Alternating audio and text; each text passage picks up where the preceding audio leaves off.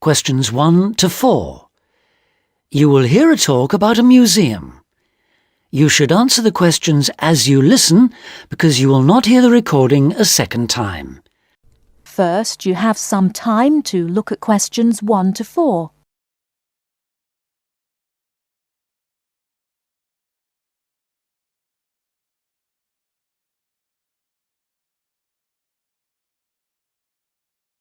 Listen carefully and answer questions 1 to 4.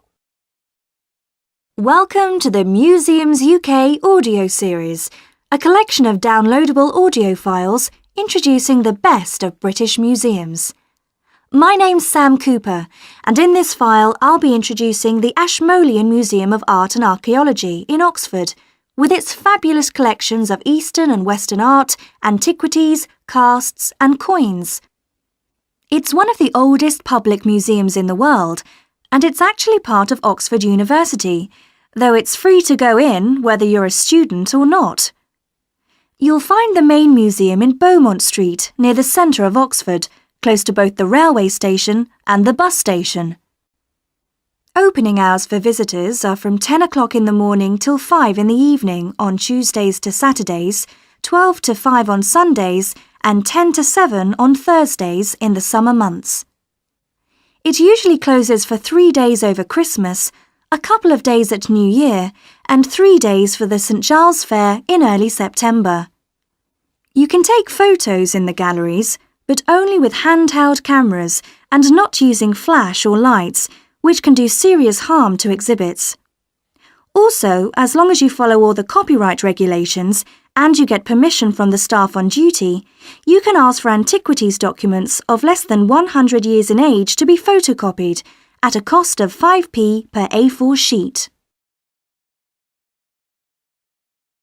Before you hear the rest of the conversation, you have some time to look at questions 5 to 10.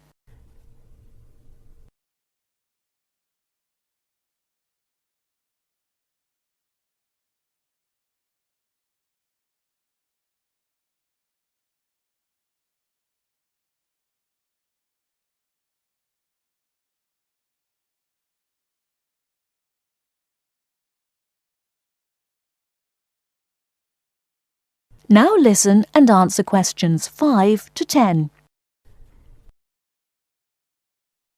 Perhaps not surprisingly, given its links with the university, the Ashmolean has an education service for schools and the general public.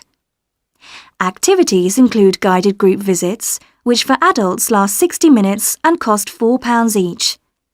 This makes the minimum price per group £28, as group sizes vary from 7 to 15 people. Visits by groups of young people take the same amount of time as the adult tours, but cost just £2 for university students. So, with at least 7 to a group, the lowest price is £14, though please note that there's an upper limit of 14 group members rather than the 15 for adults. For schools, there are visits to suit all age groups, and for the most popular ones, such as those to see the Greek and Egyptian collections, it's best to book a term in advance. Tours last 50 minutes, starting at 10:15, 11:30 and 1:15, with a maximum of 13 children per group. Now, if you're free in the middle of the day, why not go along to one of the 45-minute lunchtime talks? There's a really wide range of topics. On the 19th, for example, the subject is Greek mythology, and on the 20th, there's Celebration of India. Both begin at 1:15, the usual time for these talks, and they're held every Tuesday, Wednesday and Friday. Another regular feature, on Saturday mornings through to the afternoons, are the workshops. If you're interested in developing your own illustrative and artistic skills, these are for you. They're aimed at artists of varying levels of experience and are always led by practicing artists. Running for 6 hours from 10 o'clock, this is wonderful value at just £5, including basic materials, and also a decent cup of coffee. That is the end of part 1. You now have half a minute to check your answers.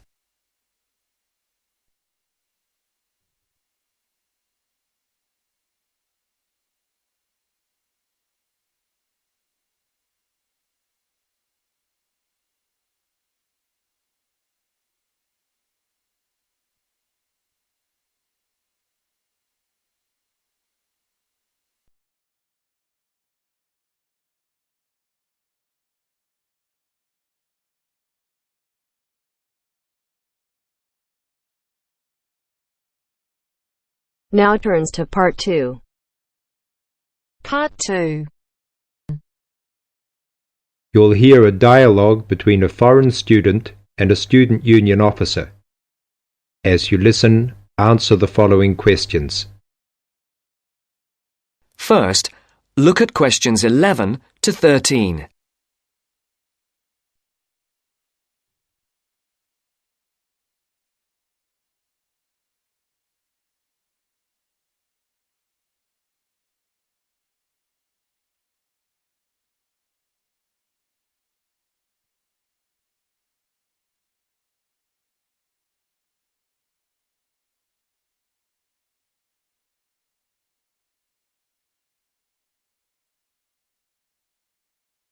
As you listen to the first part of the interview, answer questions 11 to 13.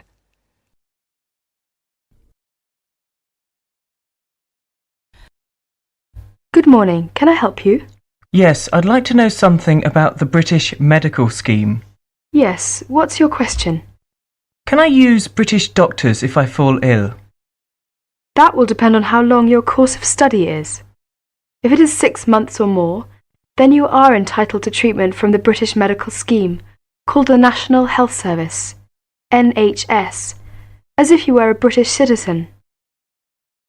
With the NHS, consultations with doctors are free, but you will be asked to pay something towards the cost of medicines. In 1987, this is £2.40 for each item of medicine. You are also entitled to free treatment in British hospitals. Always make sure the doctor knows you want treatment from the NHS, as doctors also take private patients, who pay the full cost of all their treatment. How do I make sure I can be treated by the NHS? If you are eligible for treatment, that is, you are registered on a course of 6 months or longer, then the first thing you should do is to register with a doctor. You should register with any doctor close to where you live. Local post offices have lists. Now look at questions 14 to 20.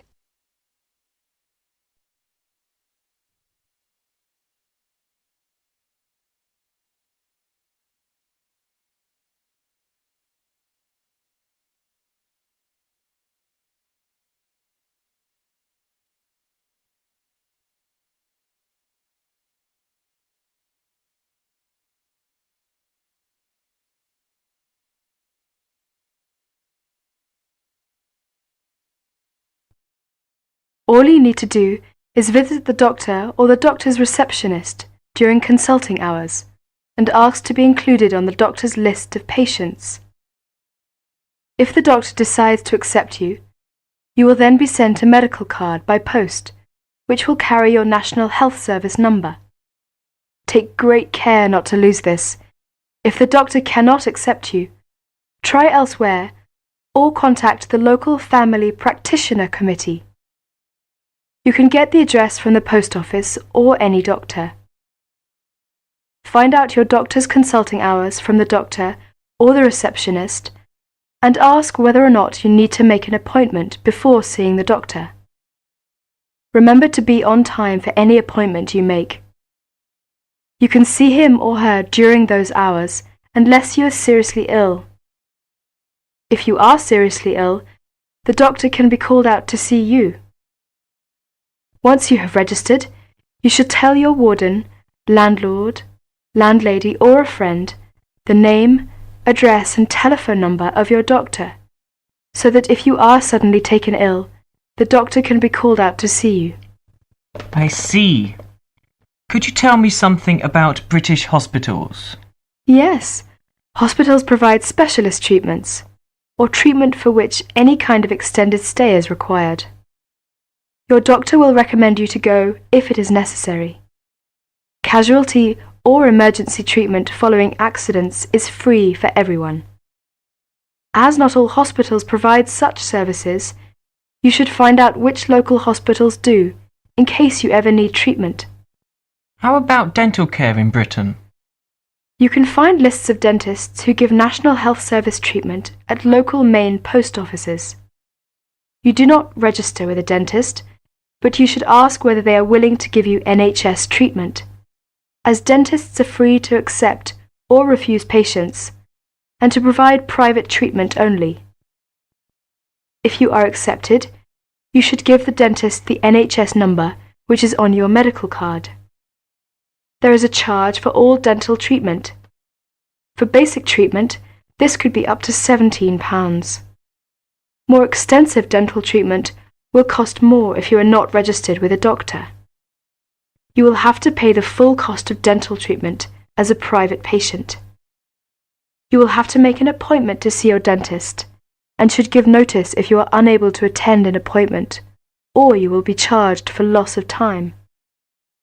You should try to have your teeth checked at least once per year by the dentist. From the NHS, you are entitled to a free 6-monthly checkup. Thank you very much. This helps me a lot.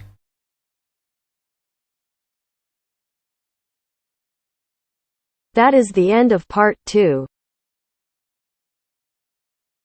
You now have half a minute to check your answers.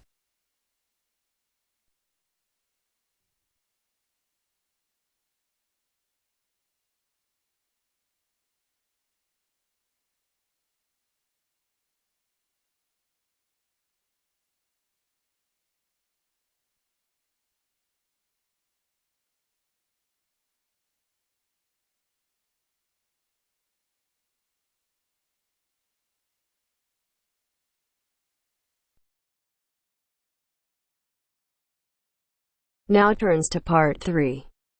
Part 3. You are going to hear a conversation between Sally and Ben.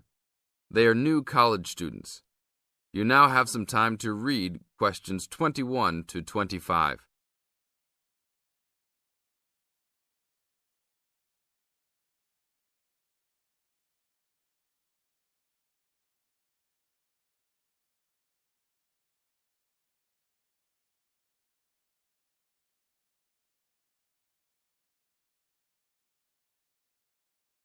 Now, listen to the first part of the conversation and answer questions 21 to 25.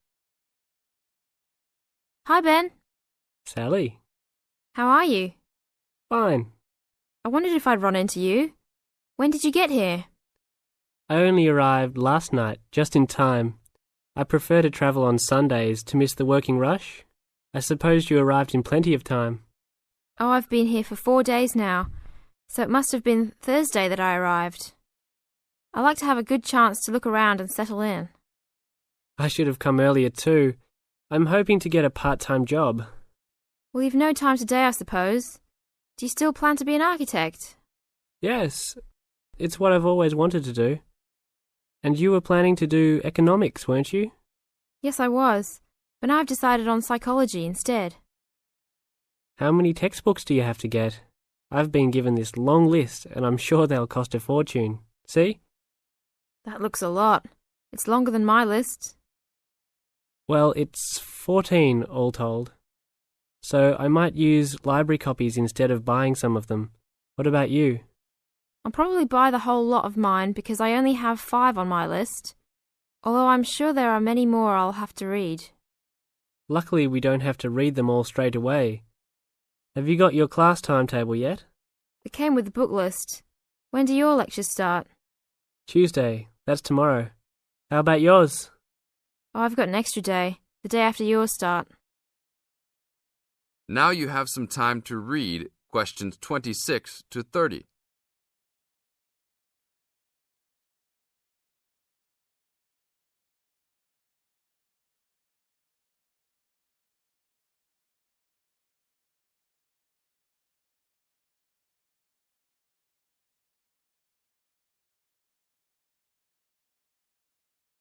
As the conversation continues, they are talking about their new college life. Listen carefully and answer questions 26 to 30. It's nothing like school, is it? Not so far, and the lectures will certainly be different. Do you have any special approach for keeping up with lectures and the amount we have to read? Well, I usually try to read every word in a book, in case I miss something important. So I suppose I'll try to write down every word of the lecture if I can. Oh, I couldn't do that. I'd get cramp in my fingers and I wouldn't really hear what was being said. I usually skim a book when I read and underline key parts, so I guess I'll try to make notes on the main points of the lecture. Have you thought of using a cassette recorder? You mean to record the lecture? Yep. Then you could make really good notes. Is it allowed? I think so. It must be. Plenty of people seem to do it. It has to be better than trying to write every word as you listen. Anyway, what's your first lecture about? Oh, it's on the Industrial Revolution. The Industrial Revolution? Sounds boring to me. Not really. It made a big difference to everything, including architecture eventually. So what's your first lecture about? It's about what separates humans from other animals. Okay. Look, I was on my way to the library to check out some of these books on my list. I have a tutorial paper to give in a couple of weeks. Oh, what's the topic? Well, I think our lecturer must have trouble thinking up topics. The topic is, why study architecture? I don't know. It could give you a chance to set out what you want to do. I guess so. Have you been given any tutorials to do yet? Yes. Mine is called Needs for Sleep. Sounds almost as interesting as mine. That is the end of part 3. You now have half a minute to check your answers.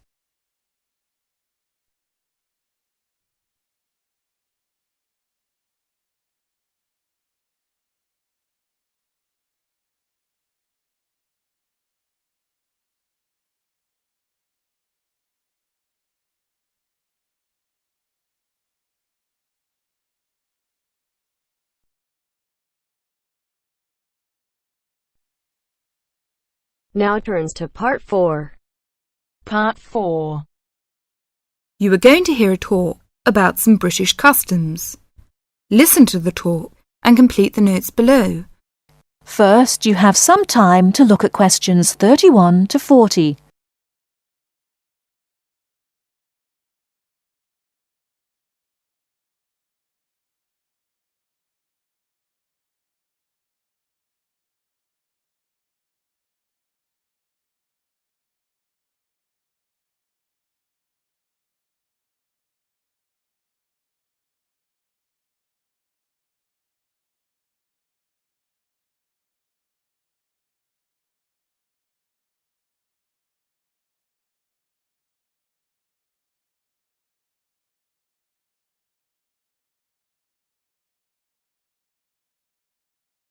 Now listen carefully and answer questions 31 to 40. Good morning. My name is Marsha Smith, a counsellor here at the Student Services section of the university, and this morning I'd like to talk to you about visiting a British home. This may help you to cope well with your study and social life in Britain. There is a commonly quoted saying in Britain, "An Englishman's home is his castle," which sums up the importance we give to our own bit of private territory.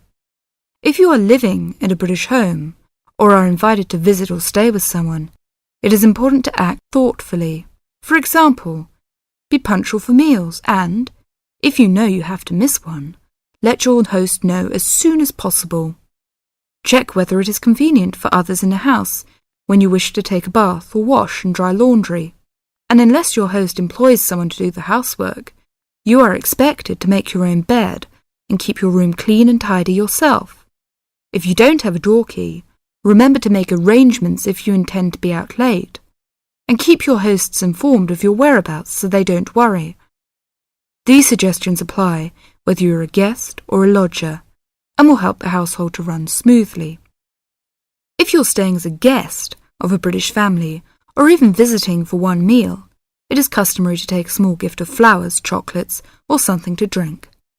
Don't spend too much, as this could embarrass your hosts. If you're staying for several days as a guest, it is usual to give a small present when you leave. Usually, you will get onto first-name terms with people you meet quite naturally and quickly. If you're unsure, continue to use their family name, surname, and title until they ask you to use their first name. Older people, and those with whom you have a more formal relationship, may prefer to stick to surnames, for example, Dr. Smith or Mrs. Smith. If you're going to eat with British people or to stay with a British family, you may want to know if there are things that they normally do or don't do at the table. Rather than worry too much about rules, you may like to watch other people and copy what they do. It also helps to understand a few customs first. Both at home and in restaurants, people normally wait until everyone has got their food before they start eating. However, they will start before this if someone says, "Please don't wait," or "Don't let it get cold." When people have started, they keep their cutlery, knives, forks and spoons on the plate when they are not using them, and leave them on the plate when they finish the course.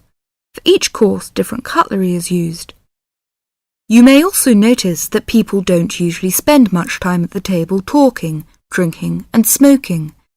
In fact, after dinner at home, it's fairly common for everyone to leave the table together and have coffee in the living room. If you are staying with a family or visiting informally, it's usual to offer to help with household chores, for example, clearing the table and washing up the dishes after a meal. Even men are expected to offer, though you may not be accepted. At a more formal meal, however, the host won't normally expect guests to help. That is the end of part 4. You now have half a minute to check your answers.